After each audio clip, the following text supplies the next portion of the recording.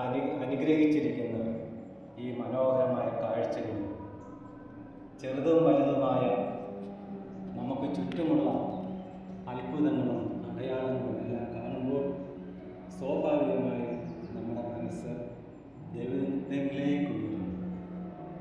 ഈ പ്രകൃതിയിൽ നിക്ഷിപ്തമായ ആ ദൈവത്തിൻ്റെ സാന്നിധ്യം എന്ന് പറയുന്നത് ഓരോ ചരാചരങ്ങളിലും, കല്ലിലും മണ്ണിലും പ്രകൃതിയിലും മലയിലും എല്ലാം കാണുന്ന ആ ദൈവികമായ കാഴ്ചപ്പാടോടുകൂടി തന്നെ കാണുമ്പോൾ നമ്മുടെ മനസ്സ്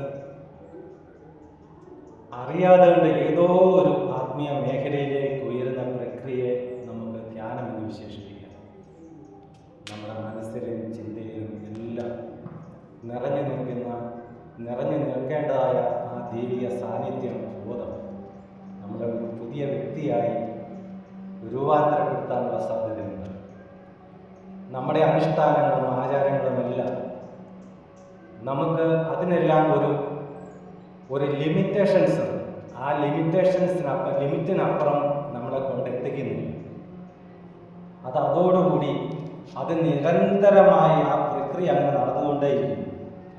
എനിക്കോ നിങ്ങൾക്കോ അതുമൂലം മനസ്സിന് മാനസാന്തരം വരുന്ന, മനസ്സിനെ ക്രമപ്പെടുത്തുന്ന എന്തെങ്കിലും ഒരു പ്രക്രിയ നടക്കുന്നതായി നമുക്ക് കാണാൻ കഴിയില്ല.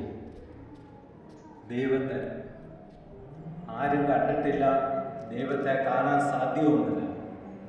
നിരന്തരമായി നമുക്ക് ചുറ്റും നാം സ്പർശിക്കുകയും നാം കാണുകയും കേൾക്കുകയും ചെയ്യുന്ന ഓരോ പ്രവൃത്തിയോടും കാര്യങ്ങളോടും എല്ലാം നമ്മൾ മനസ്സ് തുറന്ന് പ്രതികരിക്കുമ്പോൾ, പോസിറ്റീവായി അതിനെ സ്വീകരിക്കുമ്പോൾ ആ പോസിറ്റിവിറ്റിയാണ് നമ്മുടെ പ്രയറും, നമ്മുടെ പ്രാർത്ഥനയും, നമ്മുടെ ധ്യാനവും